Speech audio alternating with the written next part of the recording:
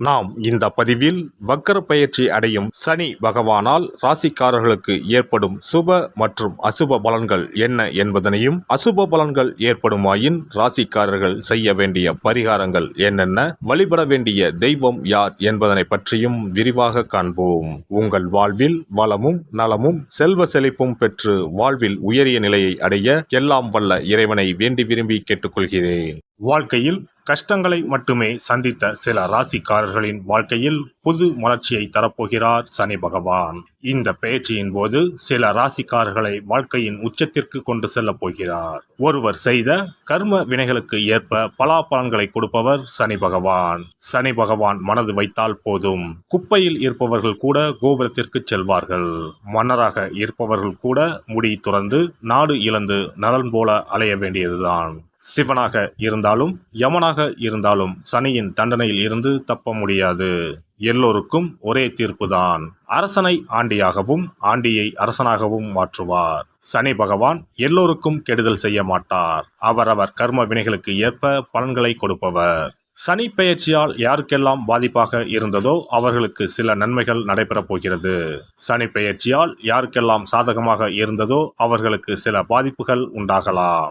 வருகிற ஜூன் மாதம் 30ஆம் தேதி சனி பகவான் கும்பராசியில் வக்கர பயிற்சி அடையப் போகிறார். அதாவது எதிர் திசையில் நகரப் போகிறார். இந்த நிகழ்வானது ஜூன் மாதம் 30ஆம் தேதி இரவு 12:35 சனியின் சொந்த ராசியான கும்பராசியில் நடக்கப் போகிறது. நவம்பர் மாதம் 15ஆம் தேதி வரை சனி கும்பத்தில் வக்ர நிலையில்தான் பயணிப்பார். இப்படிப்பட்ட சூழ்நிலையில் சில ராசிக்காரர்களுக்கு சனி பகவானின் சிறப்பு அருள் கிடைக்கும். அதாவது இந்த ராசிக்காரர்களுக்கு வேலை மற்றும் வியாபாரத்தில் பதவி உயர்வு, சம்பள உயர்வு கிடைக்கலாம். வேலை இல்லாதவர்களுக்கு நல்ல வேலை கிடைக்கும்.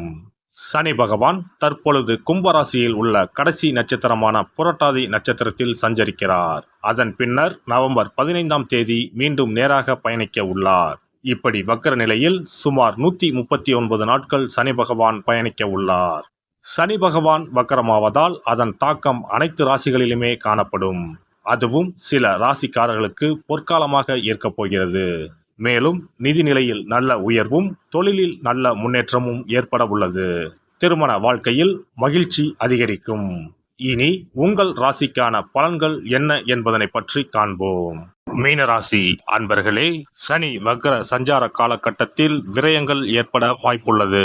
எனவே அவற்றை நிலம் வாங்குவது, வீடு கட்டுவது போன்ற சுப விரய காலமாக மாற்றிக்கொள்ளலாம். வண்டி வாங்குவது மாற்றுவதற்கு உகந்த காலம் இதுவாகும். பணவரவு திருப்தியாக இருக்கும். குடும்பத்தில் அமைதி நிலவும். பிரிந்த குடும்பங்கள் ஒன்று சேரும். பிள்ளைகளால் நல்ல பலன்கள் உண்டாகும். மகனுக்கு நல்ல வேலை அமையும். மகளின் திருமண முயற்சிகள் வெற்றியாகும். வியாபாரத்தில் போட்டிகள் இருந்தாலும் லாபம் திருப்திகரமாக இருக்கும். பணியாளர்களை விட்டுப்பிடித்து செல்வது நல்லது. புதிய வியாபார முயற்சிகளை தற்போதைக்கு ஒத்திவைக்கலாம். அலுவலகத்தில் மரியாதை கூடும். எதிர்த்தவர்கள் அடங்கி போவார்கள் என்றாலும் அதிகாரிகளோடு மோதல் போக்கை கைவிடுவது நல்லது. வழக்குகளில் மிதமான போக்கையே கடைபிடித்து வாருங்கள். பயணங்கள் செல்லும் போது சற்று கவனமாக இருங்கள். நிலம் வாங்குவது, கடன் வாங்குவதில் கவனம் வேண்டும். குழந்தைகளுக்கு வரன் தேர்வு செய்வதில் ஜாக்கிரதையாக இருங்கள். குடும்ப உறவில் சிறு சிறு சிக்கல்கள் ஏற்படலாம். வயிற்று பிரச்சனைகள் ஏற்படலாம். கணவன் மனைவி அந்யோன்யம் அதிகரிக்கும். திருமணம் கைகூடும். வேலை நிமித்தமாக இடமாற்றம் வாய்ப்புண்டு. போக்குவரத்து பயணங்களில் மட்டும் கொஞ்சம் கவனமாக இருந்தால் போதும். குழந்தைகள் படிப்பு விஷயத்தில் கூடுதல் அக்கறையோடு இருக்கவும். முக்கியமாக இளைஞர்கள் காதல் வயப்படுவதில் கொஞ்சம் கவனமாக யோசித்து செயல்படவும். உங்களுக்கு இந்த காலகட்டம் கொஞ்சம் கடினமாக இருந்தாலும் பின்வரும் நல்ல விஷயங்களும் நடக்கும். உங்களின் ஆரோக்கியம் சரியாகும். இத்தனை காலம் நீங்கள் உடல் ரீதியாக பட்ட கஷ்டங்கள் எல்லாம் சரியாகும். தனம் தொடர்பான நெருக்கடிகள் ஏற்படும். ஆடம்பரமான செலவுகளை குறைத்து எளிமையுடன் செயல்படவும். கொடுக்கல் வாங்கலில் நபர்களின் தன்மையை அறிந்து செயல்படுவது நல்லது. மற்றவர்களை நம்பி ஜாமீன் கையெழுத்து போடுவதை தவிர்க்கவும்.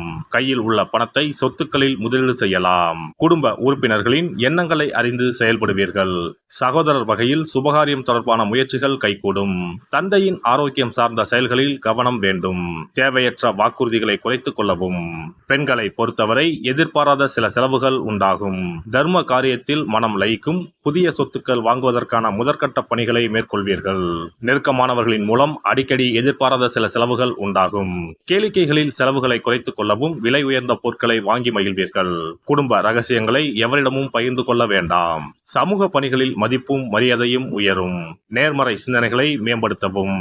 மாணவர்களை பொறுத்தவரை அடிப்படை கல்வியில் ஏற்ற இறக்கமான சூழ்நிலைகள் உண்டாகும். சிந்தனைகளில் இருந்து வந்த குழப்பமான சூழ்நிலைகள் மறையும். போட்டிகளில் தன்னம்பிக்கையுடன் செயல்பட்டு வெற்றி வாகை சூடுவீர்கள். உடற்பயிற்சி சார்ந்த செயல்களை மேற்கொள்வது ஆரோக்கியத்திற்கு நல்லது. முயற்சியை அதிகப்படுத்துவதன் மூலம் தேர்வுகளில் நல்ல மதிப்பெண்களுடன் வெற்றி பெறுவீர்கள். சனிக்கிழமை தோறும் சனீஸ்வர பகவானை வழிபட இன்னல்கள் குறையும்.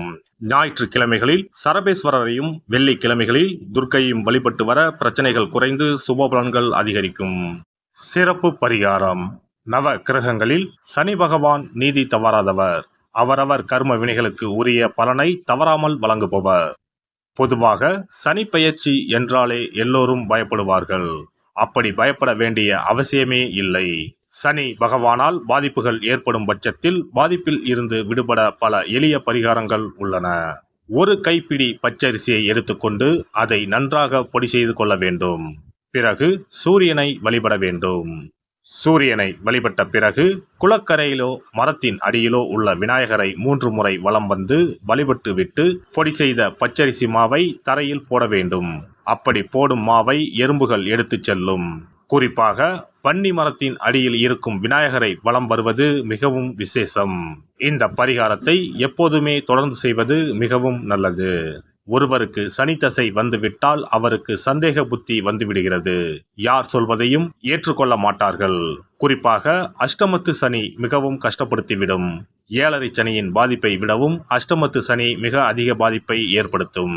அஷ்டம சனி நடப்பவர்கள் சனியினால் ஏற்படக்கூடிய பாதிப்புகளில் இருந்து விடுபட பின்கூறும் நியதிகளை கடைபிடித்தால் பாதிப்புகளின் தாக்கத்தில் இருந்து விடுபடலாம். சனி தசை நடக்கும்போது எந்த செயல் செய்தாலும் தாமதமாகும். அதற்காக கோபப்படக்கூடாது. பொறுமையாக இருக்க பழகிக்கொள்ள வேண்டும். தினமும் காகத்துக்கு எள் கலந்த சாதம் வைக்கவும். பிரதோஷ பூஜைகளில் பங்கேற்பது நல்லது. சனிக்கிழமை தோறும் சனி பகவானுக்கு இரும்பு அகல் விளக்கில் நல்லெண்ணெயில் தீபம் ஏற்றி வழிபடவும். கருங்குவளை மலர்களால் சனி பகவானுக்கு அர்ச்சனை செய்து வரலாம். வன்னி மர இலைகளை மாலைகளாக தொடுத்து சிவபெருமானுக்கு சனிக்கிழமை தோறும் சாற்றி வணங்கி வழிபடவும்.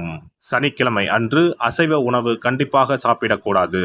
சனிக்கிழமை தோறும் நல்லெண்ணெய் குளியல் செய்தால் கெடுதல் குறையும்.